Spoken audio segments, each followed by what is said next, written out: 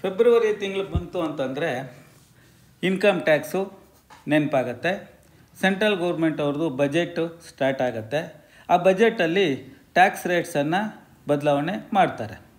12 ಲಕ್ಷದವರೆಗೂ ಅಂದರೆ ಅವ್ರ ಆದಾಯ 12,75,000 ಇತ್ತು ಅಂತಂದರೆ ಈ ವರ್ಷ ಟ್ಯಾಕ್ಸನ್ನು ಕಟ್ಟೋ ಹಾಗಿಲ್ಲ. ಆದರೆ 12,75,000 ಮೇಲ್ಪಟ್ಟವ್ರಿಗೆ ಟ್ಯಾಕ್ಸ್ ಕಟ್ಟಬೇಕಾಗತ್ತೆ. ಅವ್ರು ಯಾವ ರೀತಿ ಕ್ಯಾಲ್ಕುಲೇಷನ್ ಮಾಡಬೇಕು ಅಂತಂದರೆ ಈ ಒಂದು ಟೇಬಲನ್ನು ಬಳಸ್ಕೋಬೇಕಾಗತ್ತೆ. ಅಪ್ ಟು 4 lakhs ಟ್ಯಾಕ್ಸ್ ಇರೋದಿಲ್ಲ. 4 lakhs to 8 lakhs 5% ಆಗುತ್ತೆ. 8 lakhs to 12 lakhs 10% ಆಗುತ್ತೆ. ಈ ರೀತಿ ಅಬೋವ್ 30 lakhs ಮೇಲೆ 30% ಇರುತ್ತೆ. ಈ ರೀತಿ ಕ್ಯಾಲ್ಕುಲೇಷನ್ನು ನಾವು ಬಳಸ್ಕೊಂಡು ಮಾಡ್ಬೋದು. ಲಾಸ್ಟ್ ಇಯರ್ದು ಈ ಥರ ಇದೆ, ಈ ಟೇಬಲ್ ನೋಡ್ಬೋದು. ಈಗ ಕೆಲವೊಂದು ಎಕ್ಸಾಂಪಲ್ಸ್ ತೊಗೊಂಡು ನಾವು ಟ್ಯಾಕ್ಸನ್ನು ಕ್ಯಾಲ್ಕುಲೇಷನ್ ಮಾಡೋಣ. ಎಕ್ಸಾಂಪಲ್ 1 ನೋಡೋಣ. ಟೋಟಲ್ ಇನ್ಕಮ್ ಬಂದು 12,75,000. ಅದರಲ್ಲಿ ಸ್ಟ್ಯಾಂಡರ್ಡ್ ಡಿಡಕ್ಷನ್ನು 75,000 ಮೈನಸ್ ಮಾಡಬೇಕು.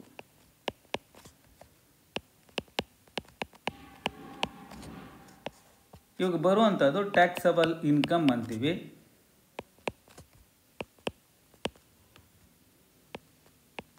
$12 lakhs ಬರುತ್ತೆ. ಹಾಗಾಗಿ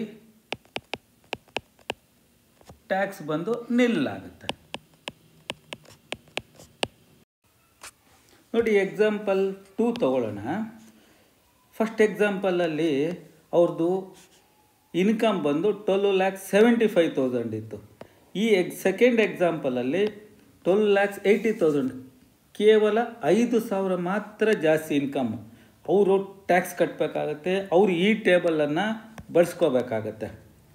ಸ್ಟ್ಯಾಂಡರ್ಡ್ ಡಿಡಕ್ಷನ್ನು 75,000 ಲೆಸ್ ಮಾಡಿದ್ರೆ ಬರುವಂಥ ಅಮೌಂಟು 12,05,000 ಬರುತ್ತೆ. ಇದನ್ನು ಟ್ಯಾಕ್ಸಬಲ್ ಇನ್ಕಮ್ ಅಂತ ಕರಿತೀವಿ. ಈ ಅಮೌಂಟ್ಗೆ 12,05,000ಗೆ ಯಾವ ರೀತಿ ಟ್ಯಾಕ್ಸನ್ನು ಕ್ಯಾಲ್ಕುಲೇಟ್ ಮಾಡೋದು ಅನ್ನೋದನ್ನು ನೋಡೋಣ. ನೋಡಿ, ಅಪ್ ಟು 4 lakhs ಟ್ಯಾಕ್ಸ್ ನಿಲ್ಲಿದೆಯಲ್ವಾ. 4 lakhsಯಿಂದ 8 lakhsಗೆ 5%. ಹಾಗಾಗಿ 20,000 ಟ್ಯಾಕ್ಸ್ ಬರುತ್ತೆ. 8 lakhs to 12 lakhs 10%, ಅಂದರೆ 4 lakhsಗೆ 10% 40,000 ಬರುತ್ತೆ. ಇನ್ನು 12 lakhs ಮೇಲೆ ಎಷ್ಟಿದೆ? 5,000 ಇದೆ. 5,000 ಇದೆ. 5,000ಗೆ 15% ಅಂದರೆ 750 rupees ಆಗುತ್ತೆ. ಟೋಟಲ್ ಬಂದು ಇಷ್ಟಾಗುತ್ತೆ, 60,075 ಆಗುತ್ತೆ. ಅದಕ್ಕೆ 4% ಸೆಸ್ ಆ್ಯಡ್ ಮಾಡಿದ್ರೆ 2,430 ಬರುತ್ತೆ.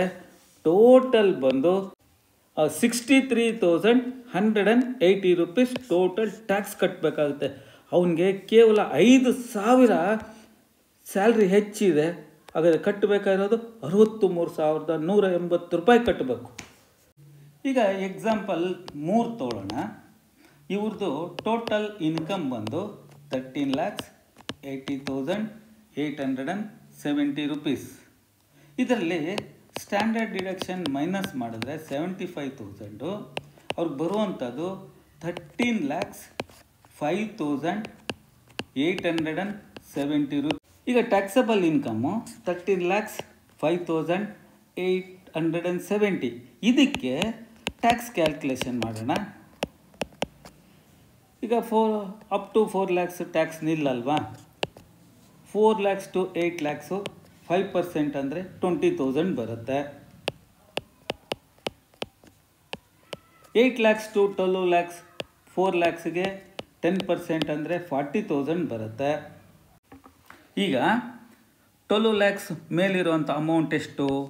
1,05,870 rupees. ಇದಕ್ಕೆ 15% ಟ್ಯಾಕ್ಸ್ ಬಂದು 15,880 rupees ಬರುತ್ತೆ. ಟೋಟಲ್ ಮಾಡಿದ್ರೆ 75,880. ಇದಕ್ಕೆ 4% ಸೆಸ್ ಆ್ಯಡ್ ಮಾಡಿದ್ರೆ 3,035 ಬರುತ್ತೆ. ಟೋಟಲ್ ಬಂದು 78,915 rupees ಟ್ಯಾಕ್ಸ್ ಅವ್ನು ಕಟ್ಟಲೇಬೇಕು. ಈಗ ಮತ್ತೊಂದು ಎಕ್ಸಾಂಪಲ್ ತೊಗೊಳ್ಳೋಣ. ಇವ್ರಿಗೆ ಟೋಟಲ್ ಇನ್ಕಮ್ ಬಂದು 17,55,920 rupees ಬರುತ್ತೆ. ಇದರಲ್ಲಿ ಸ್ಟ್ಯಾಂಡರ್ಡ್ ಡಿಡಕ್ಷನ್ 75,000 ಮೈನಸ್ ಮಾಡಿದ್ರೆ ಟ್ಯಾಕ್ಸಬಲ್ ಇನ್ಕಮ್ ಬಂದು 16,80,920 rupees ಬರುತ್ತೆ. ಇದಕ್ಕೆ ಇನ್ಕಮನ್ನು ಟ್ಯಾಕ್ಸನ್ನು ಕ್ಯಾಲ್ಕುಲೇಷನ್ ಮಾಡೋಣ. ಟ್ಯಾಕ್ಸಬಲ್ ಇನ್ಕಮ್ 16,80,920 ಹೇಗೆ ಅನ್ನೋದು ನೋಡೋಣ. ಅಪ್ ಟು 4 lakhs ನಿಲ್ ಅಲ್ವಾ tax. 4 to 8 lakhs 20,000, 8 lakhs to 12 lakhs 40,000, 12 lakhs to 16 lakhs 15% ಅಂದರೆ 60,000 ಬರುತ್ತೆ. ಅಬೋವ್ 16 lakhsಗೆ ಅಮೌಂಟ್ ಎಷ್ಟಿದೆ? 80,920 rupees. ಇದಕ್ಕೆ 20% ಆ್ಯಡ್ ಮಾಡಿದ್ರೆ 16,184 ಬರುತ್ತೆ. ಇದಷ್ಟು ಟೋಟಲ್ ಮಾಡಿದ್ರೆ 1,36,184 ಬರುತ್ತೆ. 4% ಸೆಸ್ ಆ್ಯಡ್ ಮಾಡಿದ್ರೆ 5,447 ಬರುತ್ತೆ. ಟೋಟಲ್ ಎಲ್ಲ ಸೇರಿದ್ರೆ 1,41,600. ನೋಡಿ, ಈ ರೀತಿ ಎಕ್ಸಾಂಪಲ್ಸ್ ಎಲ್ಲ ಕೊಟ್ಟಿದ್ದೀನಿ.